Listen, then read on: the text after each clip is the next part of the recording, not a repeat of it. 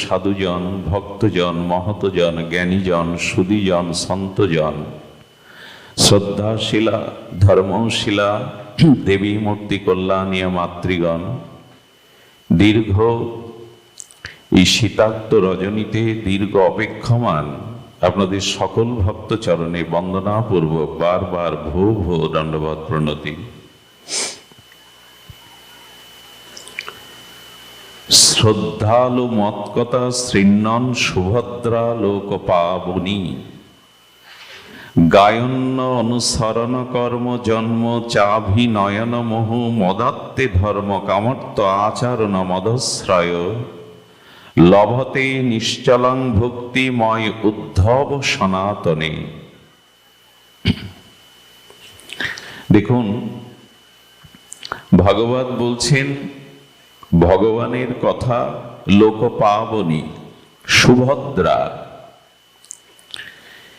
এই মহা লোক পাবনী সুভদ্রা হরিকথা শ্রদ্ধালু চিত্তে যারা শ্রবণ করেন, স্মরণ করেন, অনুসরণ করেন, আচরণ করেন, হে উদ্ধব, নিশ্চিত তারা আমার ভক্তি লাভ করবে। এই সনাতন শাশ্বত অভয় বাণী উদ্ধবকে, প্রিয় ভাগবতোত্তম উদ্ধবকে গোবিন্দ বলছেন, লোকপাবনী সুভদ্রা মত কথা শ্রবণ স্মরণ আচরণ যারা করবে তারা শুদ্ধা প্রেম ভক্তি লাভ করবে। এটি শাশ্বত সনাতন ভগবানেরই অভয় বাণী। শ্রদ্ধালু কথা আমাদের শ্রদ্ধা দিয়েই শুনতে হবে। দেখুন, আমাদের নিমি যোগীন্দ্র সংবাদ ভাগবতের একটি বিশেষ পর্ব আছে। সবখানে দেখবেন সংবাদ শব্দটা এসেছে। শ্রীকৃষ্ণ অর্জুন সংবাদে গীতা, সৌনক সুত সংবাদে ভাগবত, ব্যাস নারদ সংবাদ, সবখানেই দেখবেন এই সংবাদ শব্দটা এসেছে। শ্রীকৃষ্ণ অর্জুন সংবাদে শ্রীমদ্ ভাগবত গীতা। এই সংবাদ শব্দের অর্থ কি? তো শাস্ত্রে বলছেন জল্প, বিতণ্ডা এবং বাদ, এই তিনটি শব্দ আমাদের একটু ধ্যান দিয়ে শুনতে হবে। জল্প কাকে বলে? কথা আমি বলতেই আছি, কেহ শুনে বা না শুনে আমি কথা বলতেই আছি। কারো হৃদয়ঙ্গম হচ্ছে কিনা, কেউ সেটা শুনছে কিনা, সেই কথার প্রতি সকলের জীবনের সমস্যার প্রয়োজনীয় তত্ত্ব আছে কিনা, এটা না জেনেই যে শুধু বলেই যায়, তাকে বলে জল্প। বিতণ্ডা কাকে বলে? যিনি সম্মুখে যিনি আসেন, অন্যের মতকে যিনি সর্বদা খণ্ডন করেন, অন্যের মতকে যিনি গ্রহণ না করে তার মতকে সর্বদা খণ্ডন করেন। যদি বলা হয় আপনার মতবাদ কি, বলে তুমি যা বলছো সব ভুল, এই হলো তার মতবাদ, একে বলে বিতণ্ডা। জল্পের দ্বারা বক্তা শ্রোতার কোনো কল্যাণ হয় না, বিতণ্ডার দ্বারা আমাদের শিরোপীড়া হয়, মাথা যন্ত্রণা হয়, মত সব খণ্ডন করা হয়, বলা হয় তুমি যা বলছো সব ভুল, একে বলে বিতণ্ডা। সংবাদ কাকে বলে? সাম্যক রূপে বাদ, বাদ মানে বাণী, কথা। সম্যক রূপে যে কথা, সম্যক মানে সার, শ্রেষ্ঠ, লোককল্যাণকারী, শাশ্বত শাস্ত্রীয় সনাতন সিদ্ধান্তের উপরে সাম্যক রূপে যে কথা লোককল্যাণ লোকমঙ্গলের জন্য বলা হয় তাকে বলে সংবাদ, সাম্যক বাদ। সাম্যক মানে যথাযথ, শ্রেষ্ঠ, শাস্ত্রীয়, লোকমঙ্গলকারী। এই কথা যখন গুরু শিষ্য ভক্ত শ্রোতা পরম্পরায় শ্রদ্ধার সহিত আলাপন হয় তাকে বলে সংবাদ। এই জন্য গীতাতে দেখবেন বলা হয়েছে শ্রীকৃষ্ণ অর্জুন সংবাদে।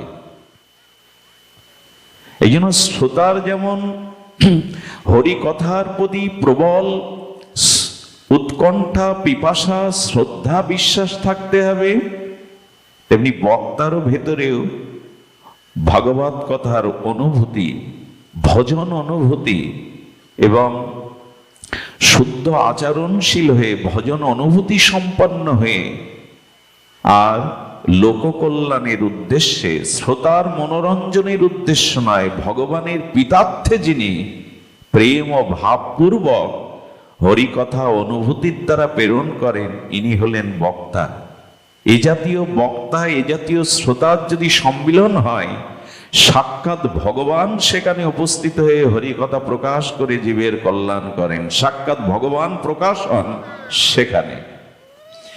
এই জন্য আমরা আজকে ভক্ত ভগবানের যে মর্মস্পর্শী মহৎ শ্রী গুরু এবং শিষ্য পরম্পরায় যে সংবাদ বাদ এসেছে, সম্যকবাদ, সেই প্রসঙ্গেই কিঞ্চিত আলোচনা করব।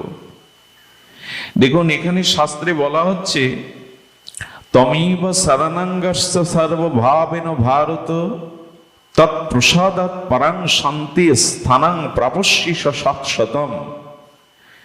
গীতাকারের এই দিব্য চিন্ময় অলৌকিক লোকত্রীয় মহাবাণী হলো, আমার শরণ নাও, তম এব শরণাঙ্গশ্চ, আমার শরণ নাও, তমেব শরণাঙ্গশ্চ সর্বভাবেন ভারত। দেখুন, আমাদের জন্মান্তরীণ ভাব সকলের শুদ্ধ সংস্কার সম্পন্ন নয়। পূর্ব জন্ম, পরিবেশ, শিক্ষা সব মিলিয়ে আমাদের সবার সংস্কার শুভ নয়। মঙ্গলময় সংস্কার, শুভ সৎ সংস্কার আমরা সবাই পাইনি। কিন্তু সংস্কার যাই থাকুক, সর্বভাবে সর্বসংস্কারে আপনি ভগবানের শরণ নেওয়ার চেষ্টা করুন, প্রয়াস করুন। তমেব শরণাঙ্গশ্চ সর্বভাবেন। তুমি দুঃখের ভাবে আসো, সুখ ভাবে আছো, বেদনা, আনন্দ, সুখ, দুঃখ, অনুকূল, প্রতিকূল যে ভাবেই থাকুক, শুভ অশুভ, তুমি আমাকে স্মরণ করো। তমেব শরণাঙ্গশ্চ সর্বভাবেন ভারত। স্মরণ নিলে কি হবে? মৎ প্রসাদাৎ, আমার অনুগ্রহ কৃপারূপ প্রসাদে তুমি শান্তি পাবে। শুধু ইহকালে না, তুমি শান্তি ইহকাল পরকালে পাবে। সে শান্তি শাশ্বত শান্তি, খণ্ড শান্তি নয়, ক্ষণিকের শান্তি নয়। শান্তি পাওয়ার, পরম আনন্দ পাওয়ার, অখণ্ড চিত আনন্দ পাওয়ার একটি মাত্র উপায়। সেই উপায়টি হলো যে ভগবত ভজনে প্রতিকূল হতে হবে। ভগবত ভজনে যদি অনুকূল না হন, ভুল হচ্ছে, ভগবত ভজনে যদি অনুকূল না হয়ে প্রতিকূল হন, শান্তি আপনি কোনোদিনই পাবেন না। এই জন্য বারবার এসেছে, মানুষ শান্তি চায়, অখণ্ড অত্যান্তিক সুখ চায়। সেটি প্রাপ্তির একটাই উপায়, সেটি হলো ভগবানের কথা শ্রবণ, স্মরণ, মনন পূর্বক, সাধন পূর্বক ভগবানকে আশ্রয় করে তাকে স্মরণ করা। আমরা আজকের আলোচনায় এইটুকু আনবো, অখণ্ড শান্তি বা সুখ একমাত্র ভগবানের অনুকূল স্মরণ নিলেই, ভগবানের অনুকূল ভজন গ্রহণ করলেই কেবল আপনি শান্তি পাবেন। পৃথিবীতে দ্বিতীয় কোনো পন্থা নাই শান্তি পাওয়ার, ঐকান্তিক সুখ পাওয়ার। সেই কথাটি আজ আমরা আলোচনায় ব্যক্ত করব। দেখুন, এখানে বলা হচ্ছে,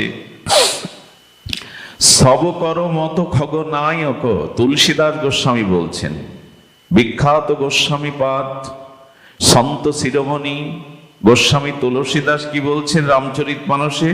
সব কর মত খল নায়কে ইহা, করিও রামপদ পঙ্কজ নেহা, শ্রুতি পুরাণ সব গ্রন্থ কহাই, রঘুপতি ভগত বিনা সুখ নাহি। আহা, গোস্বামীপাদ বলছেন, হে গরুর, হে পঙ্খিরাজ, আপনি শ্রবণ করুন। সকলেরই এই মত, সমস্ত পুরাণ শাস্ত্র, সন্ত সাধু মহাজনের একটাই মত। সমস্ত সম্প্রদায়, সমস্ত আচার্য, সমস্ত সাধু শাস্ত্রের একটি মত, সেই মতটি কি না, বলছেন ভগবানে ভক্তি বিনা, ভগবানের স্মরণ বিনা কেউ কখনো সুখ পেতে পারে না, আনন্দ পেতে পারে না। সুখ কোথায়, প্রকৃত শান্তি কোথায়, সেটি এখানে মীমাংসা দিয়েছেন। রঘুপতি ভগত বিনা সুখ নাহি, উনি ওনার মৈথিলি ভাষায় রচনা করেছেন, বলছেন বিনা রামভক্তি বিনা সুখ কোথায়। কলির ব্যাস অবতার ছিল বৃন্দাবন দাস ঠাকুরের সেই অমর লেখনী চৈতন্য ভাগবতের স্বর্ণাক্ষরে লেখা, কৃষ্ণ বিনা সুখ দিতে নাহি অন্যজন, ভগবান ছাড়া তোমাকে প্রকৃত সুখ কেউ দিতে পারে না, পারবেও না। থাকিলেও বিদ্যা কোটি উচ্চকুলে জনম, যদি তুমি পরম বিদ্বান হও, উচ্চকুলে জন্ম নাও, তুমি যদি কোটি কোটি অর্থ সম্পদের মালিক হও, তবু কৃষ্ণ বিনা, ভগবান বিনা তোমাকে কেউ সুখ দিতে। এর উপরে কলম লেখার ক্ষমতা কোনো দার্শনিকের আজও হয়নি। সমস্ত ধর্ম মত সম্প্রদায় মহাজন আচার্য পুরাণ এই কথাই বলেছে, ভক্তি বিনা, ভগবানের স্মরণ বিনা কেউ কখনো ঐকান্তিক সুখ পেতে পারে না। একটা প্রমাণ আপনি সামনে হাজির করতে পারবেন না পৃথিবী জুড়ে। কারণ বৈদ্যুতিক আলো দিয়ে, পৃথিবীর সমস্ত অন্য সব আলো দিয়ে রাতের অন্ধকার দূর হবে না যতক্ষণ সূর্য উদয় না হবে। পৃথিবীর সমস্ত আলোক বত্তিকা দিয়ে রাতের গাঢ় অন্ধকার তিমির দূর করা যাবে না। সূর্য উদয় হলে তবে অন্ধকার দূর হবে। ভগবান, শ্রী ভগবানের চরণে শরণ বিনা, ভজন বিনা, রঘুপতি ভগতে বিনা সুখ নাহি। যদি বলেন ভক্তি ব্যতীত, ভগবানের চরণাশ্রয় ব্যতীত, ভজন ভক্তি ব্যতীত কেউ সুখী হয়েছে, তবে তার প্রমাণ দিচ্ছেন, খণ্ডন করছেন, সম্ভব নয়। খণ্ডন কি করেছেন? কমট পিট যাহাই বরু বারা, বন্দা সুত বরু কাহই কি মারা, ফুল হে নব বরু বহুবিধি ফুলা, জীবনা সুখ হরি প্রতিকূলা। গোস্বামীপাদের ভাষাগুলি বড় মর্মস্পর্শী। উনি বললেন, কচ্ছপের পিঠে যদি কখনো চুল গজায়, কচ্ছপ, কমট, কচ্ছপের পিঠে চুল হয়তো, উনি বলছেন কচ্ছপের পিঠেও যদি কখনো চুল গজায়, আর বন্ধা নারীর পুত্র যদি কাউকে মারে, বন্ধা নারীর পুত্র হয় কি, সন্তান হয় কি, বন্ধা নারীর সন্তান যদি কাউকে প্রহার করে, মারে, আকাশে যদি হরেক রকমের কুসুম বা ফুল ফোটে, সেটাও কোনোদিন সম্ভব, কিন্তু ভক্তি ভজন বিনা সুখ পাওয়া সম্ভব নয়। হরি বিমুখ যিনি, হরি ভজনে বিমুখ যিনি, ভগবত বিমুখ যিনি, তিনি সুখী হতে পারেন না। যদি কচ্ছপের পৃষ্ঠদেশে কখনো চুল গজায়, যদি বন্ধা রমণীর সন্তান কখনো কাউকে প্রহার করে, সেটাও সম্ভব। যদি আকাশে নীলিমায় বিচিত্র রঙের কুসুম ফুল ফোটে, এটাও যদি কখনো সম্ভব হয়, তবু সম্ভব নয় হরি বিমুখ বিনা কেউ সুখী হতে পারে। গোস্বামীপাদের ভাষ্য, এটা তার ভজন অনুভূতি। সুখ পাবে না। তুষা যায় বরু মৃগ জলপানা, বরু জহি সসীম বিছানা। কোন হরিণী তৃষ্ণার্ত মরুভূমির বুকে গিয়ে পড়েছে, ধু ধু বালুময় মরুভূমি।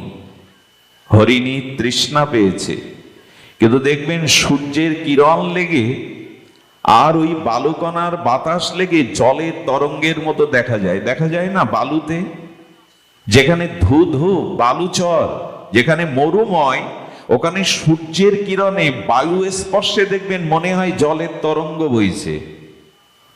জলের তরঙ্গ মনে করে যদি কোনো হরিণী তৃষ্ণা পানের জন্য, জল পানের জন্য, তৃষ্ণা নিবারণের জন্য ওই জল তরঙ্গ মরুভূমির বুকে ছুটে বেড়ায়, জল পাবে তো? তৃষ্ণা তার মিটবে তো? তৃষ্ণার শান্তি হবে কি কখনো? পিপাসার শান্তি হবে? সম্ভব নয়। কারণ জলের মতো দেখালে ওটি জল নয়। তো ভগবত স্মরণ ব্যতীত, ভগবত ভজন ব্যতীত পৃথিবীর পার্থিব ভৌতিক কোন বস্তুতে মানুষ সুখ পেতে পারে না। এই জন্য মানুষের পিপাসা মেটে না। তো এই অনন্ত বিশ্ব ব্রহ্মাণ্ডের মধ্যে জাগতিক ভৌতিক বাড়ি গাড়ি সুন্দরী রমণী যশ খ্যাতি প্রতিভা যাই পাক, দেখবেন সেই মানুষ সুখী হতে পারে না, ঐকান্তিক শান্তি পেতে পারে না, যতদিন সে ভক্তির আশ্রয় ভগবানের চরণ আশ্রয় না করবে। সম্ভব নয়, এই সিদ্ধান্ত ভগবানই বলেছেন। এই জন্য কিন্তু হরিবিমুখ হয়ে জীব সুখ পেতে পারে না। জীবনহ লহ সুখ হরি প্রতিকূলা। শ্রী ভগবানের বিমুখ জনের সুখ কোথায় গো?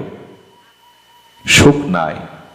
এই জন্য অনেক সময় দেখবেন দেশের প্রধানমন্ত্রী, রাজাদিরাজ, চক্রবর্তী সম্রাট, নিখিল জগতের ক্ষমতাবান লোকরা শ্রীরাম বৃন্দাবনে পর্বত শৃঙ্গে আর ওই গাছতলায় বসা ভিখারির কাছে আশীর্বাদ প্রার্থনা করে। একজন রাজা কেন সাধুর কাছে প্রার্থনা করছে? একজন রাজা কেন সাধুর চরণ ধুলি নিচ্ছে? একজন রাষ্ট্রের প্রধানমন্ত্রী, একজন সর্বাধিনায়ক, জাগতিক ভৌতিক পদ প্রতিষ্ঠা সামর্থ্য ক্ষমতা সব আছে, কিন্তু ভগবানের আশ্রয় ব্যতীত, তার কৃপা ব্যতীত সুখ হতে পারে না। খুব মার্মিক ভাবে শুনুন। এই জন্য বলছেন যে অন্ধকারও যদি কখনো সূর্যকে নাশ করে, সম্ভব নয়। সূর্যকে অন্ধকার নাশ করতে পারে? উনি বলছেন মরীরিকার জলে যেমন তৃষ্ণা মেটানো সম্ভব যদি কখনো হয় হরিণী, হ্যাঁ, সেই মরুভূমির বুকে সূর্য কিরণে বায়ুর স্পর্শে যদি কখনো হরিণীও ওখানে তৃষ্ণা নিবারণ করতে পারে, খরগোশের যদি কখনো সিংহ ওঠে, খরগোশের সিংহ উঠবে না, যদি কখনো ওঠে, আর যদি অন্ধকার কখনো সূর্যকেও গ্রাস করে, সেটাও সম্ভব। কিন্তু ভক্তি বিনা, ভজন বিনা সুখ পাওয়া সম্ভব নয়। কত ভাবে উনি বোঝাতে চেষ্টা করেছেন। খরগোশের সিং উঠবে কি? উঠবে না। অন্ধকার কখনো সূর্য গ্রাস করতে পারবে কি? পারবে না, সেটি সম্ভব নয়। মরুভূমির বুকে হরিণীর তৃষ্ণাও কখনো, বলছে যদি সম্ভব হয়, তবু রাম বিমুখ, কৃষ্ণ বিমুখ, ভগবত বিমুখ জীব কখনো সুখ পেতে পারে না। কত বলে চলেছেন, কত বলাও বা যায়। হিমতে অনল প্রকট রহু হই, বিমুখ রাম সুখ পারনা কই। বরফের ভেতর যদি কখনো আগুন বেরোয়, গোস্বামীপাদ বলতে বলতে চলে গেছেন কোথায়, বলছেন যদি বরফের মধ্যেও কখনো আগুন বেরোয়, কিন্তু ভগবত বিমুখ কখনো সুখ পেতে পারে না। বাড়ি মতে ঘৃত হই বরু শ্রীকত বরু তেল, বিনু হরি ভজন ভব তরিত রহ সিদ্ধান্ত অপেল। কি মর্মস্পর্শী বাণী গোস্বামী পাদে। আচ্ছা একটু লক্ষ্য করুন তো, জলকে মন্থন করে ঘি পাওয়া যাবে কোনো কালে মা? জল মন্থন করে ঘি পাওয়া যায়? সম্ভব নয়। আচ্ছা বালু মাড়াই করে তেল পাওয়া যাবে এক বিন্দু? সম্ভব কি? সম্ভব নয়। শাস্ত্র বলছে তেমন হরি ভজন বিনা সংসার রূপ সাগর পার হওয়াও কখনো সম্ভব নয়। শ্রীহরি স্মরণ ব্যতীত ওই ভব সংসার পার কারো পক্ষে সম্ভব নয়। বালু মাড়াই করে কি করবেন আপনি? তেল পাবেন? ধানের তুষ আঘাত করলে চাল পাওয়া যাবে? যাবে না। কিন্তু আমরা তো তাই নিয়ে মেতে আছি, ভগবানকে ভুলে বেশ আছি, সুখ পাবো বলে, শান্তি পাবো বলে, ঘর দোয়ার স্ত্রী পুত্র বিত্ত বৈভব নিয়ে বেশ সাজিয়েছি। আমাদের পরিণাম কি জানেন? মাকড়সা দেখেছেন? ওরনাভ, ও গাড়ির লালা দিয়ে না সুন্দর করে জাল নির্মাণ করে। আমার মনে হয় এরকম শিল্পমণ্ডিত জাল, নিখুঁত জাল আপনি আমিও তৈরি করতে। মাকড়সার জাল তো দেখে থাকবেন, প্রত্যেকের উপলব্ধিতে আছে। ওখানেও কি করে জানেন? বাচ্চা কাচ্চা পেড়ে ওখানে সুখের সংসার সাজায়, সুখের জাল বনে। আমরা যেমন সুখের জাল বনি, এটা চাই ওটা চাই, এই হতে হবে, সব কিছুর স্বপ্নের জাল বনি আমরা। মাকড়সায় জাল বুনতে বুনতে, রাজত্ব করতে করতে জানেন ওই জালে আটকা পড়েই মরে থাকে। এর পরের পরিণতিটা খুব ভয়াবহ। যে বাচ্চা কাচ্চার জন্য সুখের জাল বুনেছিল, ও জালে আটকে মারা গেলে ওর ভেতরে দেহের অঙ্গ প্রত্যঙ্গ গুলো খেয়ে নেয়, ওই চাঁদের সুখের জন্য জাল বুনেছিল। আজকে বাড়ি গিয়ে দেখবেন মাকড়সার শুকনো অংশটার দেহের মধ্যে কোনো কিছু নেই। কি করে ওগুলো? যাদের সুখের জন্য জাল বুনেছিল তারাই কুরে কুরে ওকে ভেতরটা খেয়ে ফেলে। ভগবান ভুলে, ভজন ভুলে যারা শুধু সংসারের জাল বুনেই গেছে, এই তাদের হাতেই একদিন সে দুঃখ, যন্ত্রণা, হতাশা নিয়েই জগৎ ছেড়ে চলে যাবে। একদিন এই জগৎ থেকে বিদায় নিতে হবে হতাশা নিয়ে। ভৌতিক উন্নতি, রাবণ কম উন্নতি করেনি। রাবণের স্বর্ণ লঙ্কা, সমুদ্রের ওপরে নিরাপদ স্থান। রাবণ বিশ্বশ্রবা মুনির পুত্র, পুলস্ত ঋষির বংশধর। রাবণ বেদজ্ঞ, মহাবীর, দেবতাদের ত্রাস, তিলকে বিজয়ী রাবণ, দেবতারাও তার আজ্ঞা বহন করে। সেই রাবণ শান্তি পায়নি। রাম ভগবান সীতাকে নিয়ে বনবাসে পরম আনন্দ পেয়েছে, লঙ্কায় রাবণ শান্তি পায়নি। একটাই কারণ, রাবণ অহংকারে ভগবানের শরণ নেয়নি। রাবণের সব থাকতেও পতন এবং শান্তি পায়নি। রাবণ সুখ পেয়েছে। এই কথাগুলি কি শুধু কথা? রামায়ণ মহাভারত আমাদের শুধু গল্প শুনিয়েছে না। এই দেখো, রাবণের সর্বশক্তি ত্রিলোক বিজয়ী হলেও শান্তি পায়নি, কারণ সে ভগবানের স্মরণই নেয়নি। রামকে রাম বলে ডাকিনি মৃত্যুর আগ পর্যন্ত, বলতো বনবাসী, তপস্বী। কে একজন রাবণকে বোঝাচ্ছে রাম রঘুপতি। বিভীষণ বুঝিয়েছে, কুম্ভকর্ণ বুঝিয়েছে, মন্দাদরি বুঝিয়েছে উনি পূর্ণ ব্রহ্ম সৎ ভগবান, মেনে নাও। হনুমান বুঝিয়েছে, হনুমানের মতো ভক্ত। রাবণ কি বলেছে জানেন? যদি ভগবান হবে তো বনবাসে পাঠাবে কেন পিতা? যদি ভগবান হবে তো নিজের স্ত্রী রক্ষা করতে পারে না, স্ত্রী হরণ হয় কেন? কি ভগবান? মানল না ভগবানকে। স্বর্ণ লঙ্কাকে পুড়িয়ে দিয়ে বংশটাকেই ধ্বংস করলো।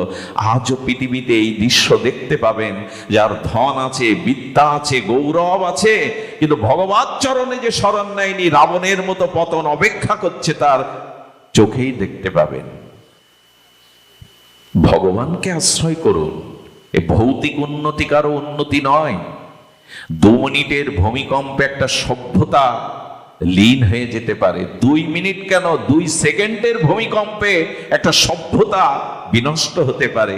ভগবান ছাড়া কেউ সুখ দিতে পারবে না। সুখের আধার, সুখের নিকেতন, সুখের আশ্রয় ভগবত চরণ। আমরা যে সুখের জাল বুনেছি সংসারে ভগবান ভুলে, ওই মাকড়সার মতো যাদের সুখের জন্য জাল বুনেছি, কিন্তু এটা মানুষ বুঝতে পারে না। আচ্ছা, যদি বলি সংসার কৃষ্ণের করো, ভজনের সংসার করো, সংসারে থাকিয়া যার হয় ভাবোদয়, সেই সে পরম সাধু জানিও নিশ্চয়। ঠাকুর হরিচাঁদ এ কথাই তো বলেছেন, সংসারে থেকে যদি ভগবত ভাবের উদয় হয়, মহাভাবের উদয় হয়, তবে তুমি সাধু। যদি ভাবের উদয় না হয়, তবে এই সংসার অভিশাপের সংসার। সংসার তখন কারাগার হয়ে উঠবে তোমার। কই ভাব, কই আমাদের? সারা জীবন সংসারের ভৌতিক উন্নতির দিকে দৃষ্টি দিয়েছি। লঙ্কার মতো উন্নতি, লঙ্কার মতো সোনার লঙ্কা হলে হবে না। অযোধ্যা করুন, যেখানে ভগবান বাস করে। আজও অযোধ্যার মাটিকে মানুষ প্রণাম করে। এই জন্য ভগবত চরণে আশ্রয় অর্জুন নেয় বলেই সে বিশ্ববিজয়ী হয়। কুরুক্ষেত্রের রণাঙ্গনে বিজয়ী হয়, ভগবানের প্রতি সমর্পণ করায়। অর্জুনের নাম মায়েরা আজও তার সন্তানদের নামকরণ করে। অর্জুন কই? দুর্যোধনের নাম তো কোনো মায়েরা রাখে না। দুর্যোধনের নাম কেন রাখে না মায়েরা? দুর্যোধন ভগবত শরণ নেয়নি, অভিমানী, অহংকারী।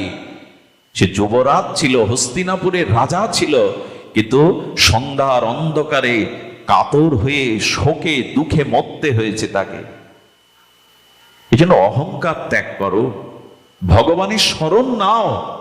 এই জগৎটাও কুরুক্ষেত্র, এই সংসারটাও কুরুক্ষেত্র। এখানে যুদ্ধ, সৎ অসতের সাথে সর্বদা যুদ্ধ চলছে। এই যুদ্ধে জয়ী হওয়ার জন্য ভগবানের শরণ নাও। মহাভারত, রামায়ণ এগুলি সাধারণ কাব্যগ্রন্থ নয়, আমাদের জীবন দর্শন, ভারতীয় সনাতন দর্শন। এগুলি ফিরিয়ে আনতে হবে, আদর্শটাকে গ্রহণ করতে হবে। কি বলেছেন গোস্বামী, মসকহি করহ বিরিঞ্চি প্রভু অজহি মনসতে হীন অস বিচারিত হি সংশয় রামি ভজ হি প্রবীণ।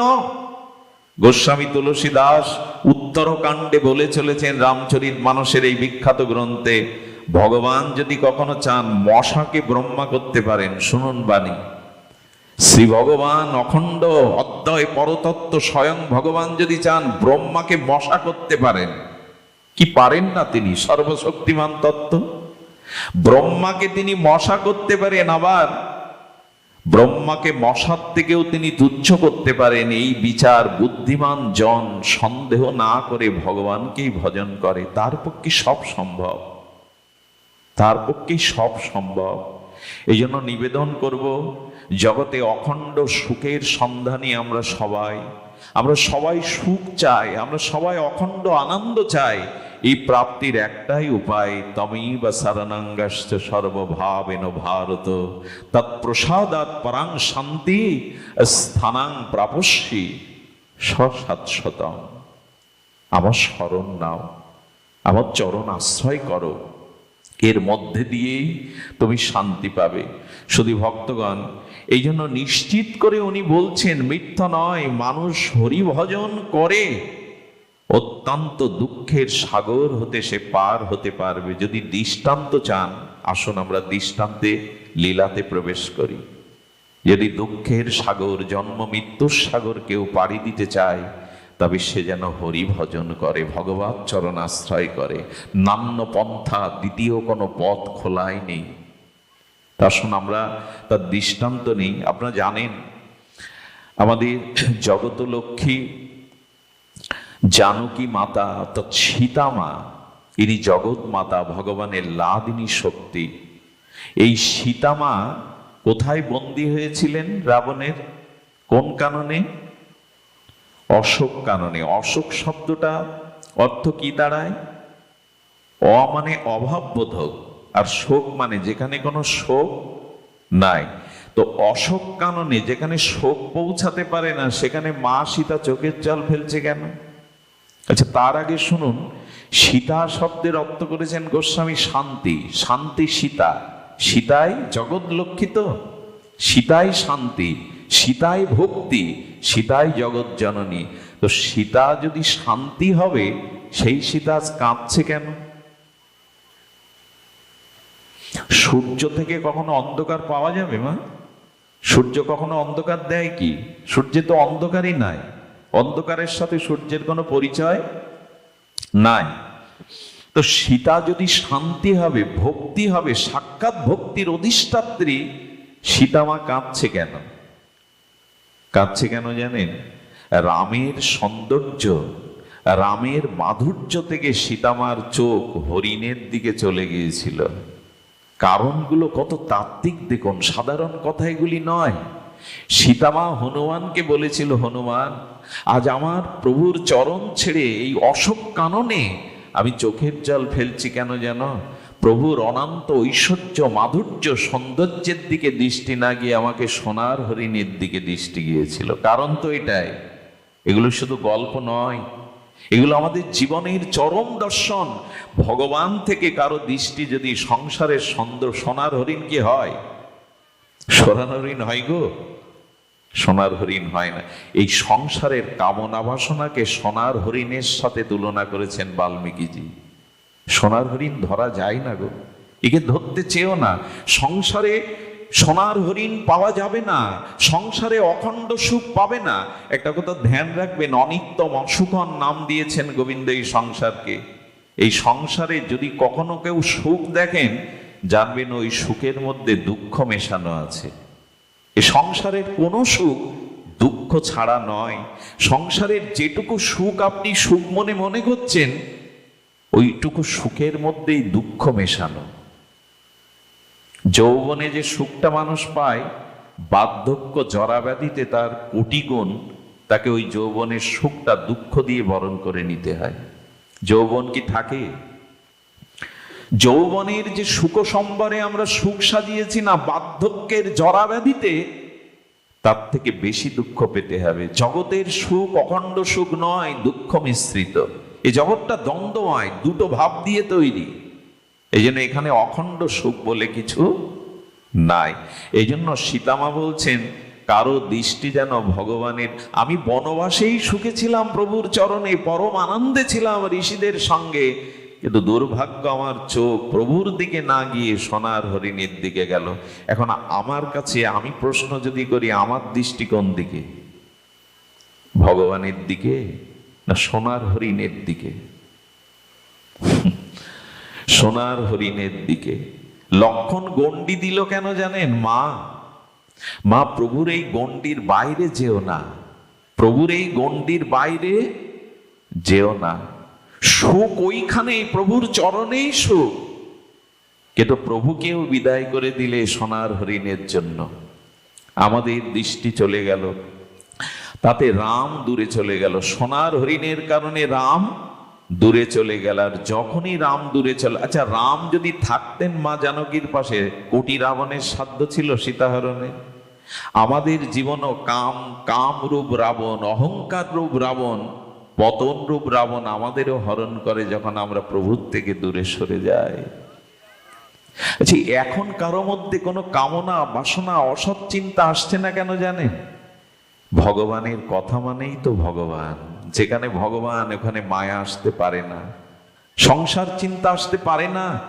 একটু ধ্যান দিন কথার দিকে, কথাগুলি বড় মার্মিক কথা। সীতামার থেকে যখন প্রভু দূরে সরে গেল, তখনই তো রাবণ তাকে হরণ করল। আমরাও যখন সোনার হরিণের কামনা বাসনা মোহগ্রস্ত হয়ে প্রভুর চরণে দূরে সরে যায়, তখনই আমাদের জীবনে রাবণ এসে আমাদের হরণ করে। হচ্ছেও তাই। সব কাজের সময় পায়, ভগবানকে ডাকার সময় নাই। কত কি খায়, তার কথামৃত নামামৃত পান করি না। অবশ্য আপনারা বিরল। এই ঠান্ডা মাটিতে শীতাত্ম মাঘের রজনীতে সন্ধ্যা থেকে যে চাতকিক সম আপনাদের পিপাসা, এটা দেখে কার না হৃদয়ে আপনাদের প্রতি, আপনাদের চরণের প্রতি শ্রদ্ধা না আসবে? হরিকথার পিপাসা চাই। শাস্ত্র বলছে, কত কি খাই, ছাই ভস্য জগতে খেয়ে গেলাম, তোমার নামামৃত তো পান করলাম না। আজ আপনারা সেই কথামৃত, নামামৃত, লীলামৃত, সাধু সঙ্গামৃত পান করছেন। এই পানটাই অমৃত। এখানে দুঃখ আসবে না, এখানে দুশ্চিন্তা আসবে না, এখানে সংসারের বোঝা আপনাকে ভারী করে তুলবে না মাথায়। কারণ নামামৃত, সঙ্গামৃত, কথামৃত পান, এটা অমৃত। এখানে আর দুঃখ যন্ত্রণা থাকবে না। আপনারাই তার অধিকারী। কিন্তু কত কি পান করলাম, কতজনের দিকে চাইলাম, হৃদয় পানে যে তুমি আছো, তোমার পানে তো তাকালাম না। এই জন্য অনুরোধ করব, সীতামার ভুল হয় না। উনি জগৎলক্ষ্মী, উনি আমাদের শিক্ষার জন্য এই লীলা অবতারণা করেছেন ভগবান। এই দেখো, প্রভুর থেকে দৃষ্টি ফিরিও না, প্রভুর থেকে দূরে সরে যেও না। তখনই তোমাকে কাঁদতে হবে, তখনই তোমাকে এই রাবণ, মোহরূপ রাবণ তোমাকে বন্দি করবে। এখন সীতামা অশোক কাননেও কাঁদছে। তেমনি আমাদের সংসারটা আমরা গড়ি কি শোকের জন্য না সুখের জন্য? মা, সংসার রচনা করি কিসের জন্য? স্ত্রী পুত্র বৃত্ত বৈভব অট্টালিকা গাড়ি বাড়ি করি কিসের জন্য? অশোকের জন্য, যাতে শোক পেতে সুখী হই। কিন্তু অশোক কাননেও সীতা মানে শান্তিও আজ কাঁদছে, জগৎলক্ষ্মীও আজ কাঁদছে। কেন? প্রভুর চরণ ছাড়া। এখন এই ক্রন্দন যাবে কি করে? ভক্তির কাছে কারা পৌঁছায়? যাদের চিত্ত মন সর্বদা ভগবান নামে, ভগবত ভাবে আবেশ হয়ে আছে। স্বয়ং হনুমানের হৃদয়ে সর্বদা, দেখুন, ভগবান ছাড়া হলে কিন্তু শান্তি পাওয়া যাবে না। যশোদা মা কোথায় যাচ্ছেন? বর্ষনাতে। কোথায়? এই নামটা আপনাদের বলাচ্ছি কেন? বর্ষনা রাধারানীর আবির্ভাবস্থলী। বর্ষনা নাম নিলেই ব্রজধামের কৃপা হয়ে যায়। তো বর্ষনাতে মা যশোদা যাচ্ছেন কেন জানেন? রাধারানী আবির্ভাবের পরে উনি চোখ মুদ্রিত করেছিলেন, অন্ধ সেজেছিলেন। কেন জানেন? এই জগতে তোমার জন্যই যাওয়া, জগতে গিয়ে যদি কাউকে দেখতে হয় এই নয়ন মেলে আগে তোমাকে দেখবো, আর কাউকে দেখবো না, অন্য কিছু দেখবো না। রাধারানী অন্ধ হয়ে কীর্তিদা মা বিষভানু রাজা বলছেন পুতুলের মতো, সোনার পুতুলি যেন এসেছে আমাদের ঘরে, কিন্তু অন্ধ। সোনার পুতুলি এসেছে কিন্তু অন্ধ। বসো মা। অন্ধ হলো মেয়েটা। কিছু বলবে? হ্যাঁ, পরে বসো, দাও আমি নিচ্ছি দাও, বসো ওখানে। তো বলছেন সোনার পুতুলি এসেছে রাধারানী, কিন্তু অন্ধ হলো, দুঃখ ঘোচে না। মনে মনে কীর্তিদা সুন্দরী স্মরণ করলেন যশোদার আশীর্বাদ একবার নেই।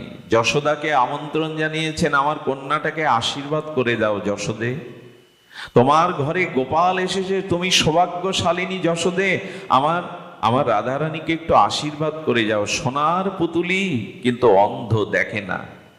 যশোদা আসবে বলে গোপালকে ঘুম পাড়াচ্ছে। লীলাটি বড় অপূর্ব, মন দিয়ে শোনো। ঘুম পাড়াচ্ছে, কিন্তু গোপালকে আর ঘুম পাড়ায় এই দিনটার জন্যই তো অপেক্ষা করছে।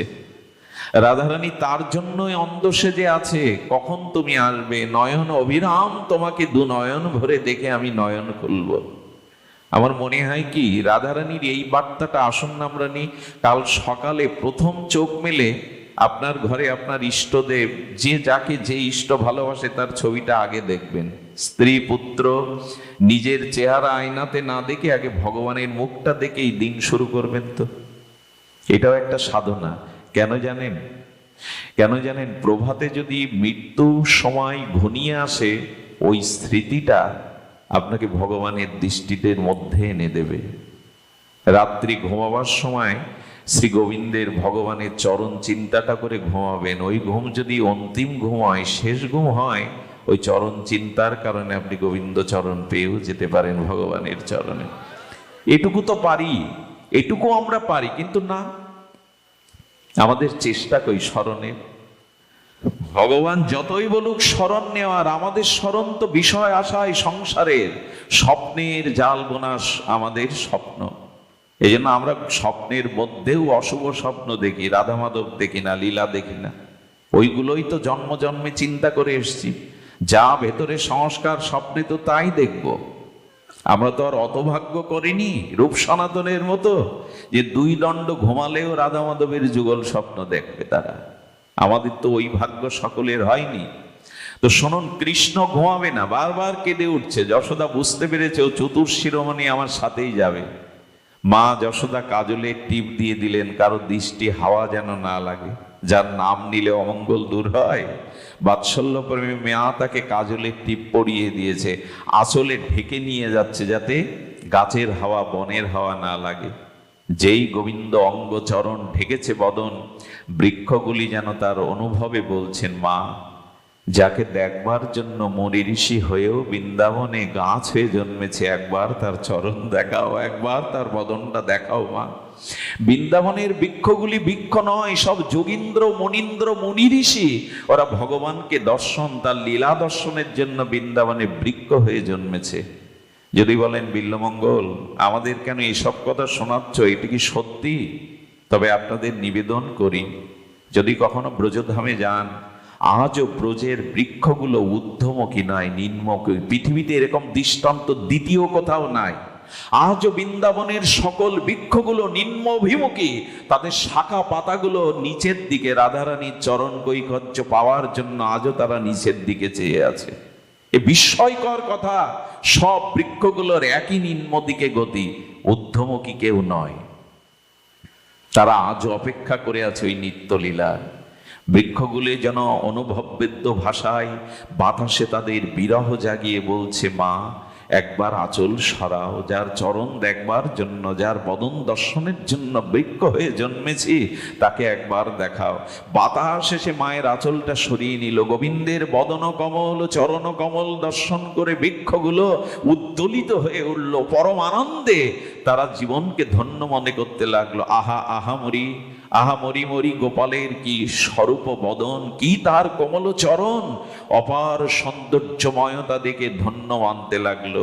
কীর্তিদা সুন্দরীর গৃহে গিয়ে যশোদা যেই উপস্থিত হয়েছে, রাধারানী গোবিন্দের অঙ্গ গন্ধ, চরণের গন্ধ পেয়ে বুঝতে পেরেছে আমার প্রিয় পরম এসে গেছে। রাধারানী বিছানার উপরে ব্যাকুল হচ্ছে, কখন প্রিয় পরমকে দেখব। প্রিয়জনের গায়ের গন্ধ বলে দেয় আমার মানুষটা এসেছে। প্রিয়তার একটা গন্ধ আছে না, বাইরের পারফিউম বা সেট না, যে যার খুব প্রিয় লাগে তার গায়ের একটা আলাদা গন্ধ সে অনুভব করে, প্রিয়তার একটা আলাদা সুগন্ধ আছে। এগুলো খুব মানসিক, মানে দার্শনিক বিচারের কথা, এটা মানসিক বিচারে পাওয়া যাবে। জাদুক বিচারে প্রিয়তার একটা, ভালোবাসার একটা, প্রিয়তার একটা গন্ধ আছে। তো রাধারানী গোবিন্দের চরণ কমল পদ্ম গন্ধ আমাদিত চিন্ময় গন্ধ পেয়ে বুঝতে পেরেছে প্রিয়া এসেছে। রাধারানী যেন মনে মনে আহ্বান করছেন, এসো শ্যাম, এসো ঘনশ্যাম, এ তো প্রিয় মনোহর, এসো। কিন্তু মায়েদের একটা স্বভাব দেখবেন, লোকের বাড়ি গিয়ে শিশু সন্তানকে কোল থেকে নামাতে চায় না। যশোদাকে তখন, যশোদা আষ্টে পিষ্টে, গোপাল বারবার নামতে চেষ্টা করছে কোল থেকে, মা ছেড়ে দিচ্ছে না। গোবিন্দ তখন কি করেছে জানেন? যশোমার গলায় না গজমতির হার ছিল, মুক্তার গজমতির হার, অঙ্গুলি দিয়ে হাতটা টান দিয়েছে গোবিন্দ। যেই গজমতির মুক্তাগুলো পাকা মেজের উপরে ঝরঝর করে ছড়িয়ে পড়েছে চারিদিকে, যশোদা ভাবলো এ তো গজমতি, মুক্তার মালা। মূল্যবান মনে করে গোপালকে তড়িঘড়ি পাশে নামিয়ে রেখে ওগুলো পোড়াতে গেছে। গোপাল তখন মাকে দিয়ে আমাদের জগৎকে বলছে, শোনো জগৎবাসী, আমাকেও কোল থেকে তোমরা হারিয়ে ফেলো যখন আমাকে ফেলে তোমরা বিষয় বাসনা কুড়াতে ব্যস্ত হও, যখন সংসারের কামনা বাসনা কুড়াতে ব্যস্ত হও, তখন আমি তোমা থেকে দূরে সরে যাই। কার কাছে যাই? যে শুধু আমার জন্য প্রতীক্ষায় আছে, যে শুধু আমার জন্য অপেক্ষা করছে। রাধারানী, আমার বলবার অভিপ্রায় ছিল এই, ভগবানকে আমরা হারিয়ে ফেলি ওই সোনার হরিণ, ওই সোনার মুক্তার জন্য। সংসারের সামান্য দুঃখ মিশ্রিত অনিত্য কাল কবলিত সুখের জন্য আমরাও ভগবানের থেকে এখন অনেক দূরে সরে গেছি। আচ্ছা, ভগবান কি দূরে সরে গেছেন আমার থেকে? ভগবান বললেন, এই দেখ, আমাকে সবাই ভুলে গেলেও আমি কাউকে ভুলি না। তুমি আমাকে কি খুঁজবে? আমি সেই নিত্য স্বরূপ ধাম হতে এসে তোমাকেই খুঁজে বেড়াচ্ছি। ভগবান তো আমাদের কাছেই নেমে আসেন, আমরা তো তার কাছে যাই না। আপনি কতটুকু কাঁদেন ভগবানের জন্য? ওই দেখুন, গৌর হরি জীবের জন্য কাঁদছেন দিন রাত। আমি কতটুকু কাঁদতে পারি? ভগবান আমার জন্য কাঁদছেন। আমি কতটুকু ভগবানকে খুঁজেছি, ভগবানই আমায় খুঁজছেন জীবের দ্বারে দ্বারে এসে। এটার কম করুণা? আমরা তাকে ভুলে গেলেও তিনি আমাকে ভুলেন না। আমার হৃদয় মাঝে থেকে আমাকেই স্মরণ করছেন তিনি। আমি পাপ তাপ অপরাধে যদি নিম্নজনিতেও যাই, তবু ভগবান আত্মারূপে অধিষ্ঠান থেকে আমার হৃদয়ে থাকে, কারণ তিনি আমাকে ছেড়ে কোনোদিনই যান না। এই মরমী, এই চির আপন, এই চির শাশ্বত ভগবানকেই যারা আমরা ভুলে আছি, কত বড় মারাত্মক আমরা ভুল করছি জানেন? এই মনুষ্য জীবনটাই নষ্ট করে ফেলছি।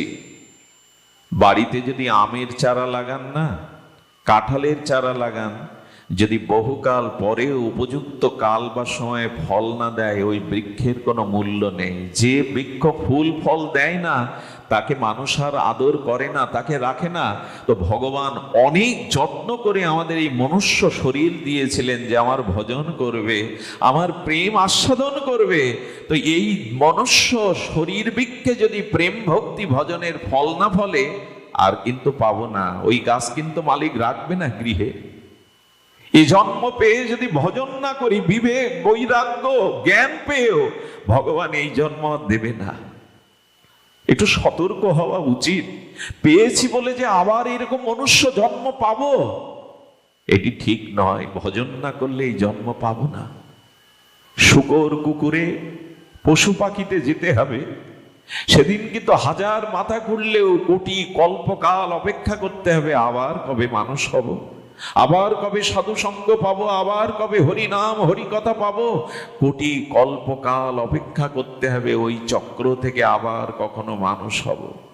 ভুল যেন না হয়ে যায়। ভুল তো হয়েই গেছে, এখন এই ভুলের সংশোধন কি আসুন আমরা শুনি। সীতামা অশোক কাননে কাঁদছেন, আর সেই সীতার সন্ধানে কেবল ভক্তরাই পৌঁছাতে পারে। হনুমান পেরেছিলেন, এই জন্য তার হৃদয়ে ছিল প্রভুর আশীর্বাদ, প্রভুর করুণা।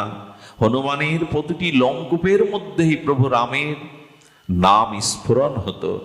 এই জন্য হনুমান যখন সীতার কাছে গেল, কোথায় গেল জানেন? খুব ধ্যান দিয়ে শুনুন, যে হরি ভজন বিনা আমাদের সুখ নাই, তার প্রকৃষ্ট প্রমাণ দেখুন এই সীতামা, এই শান্তি মা, এই ভক্তির অধিষ্ঠাত্রী দেবী।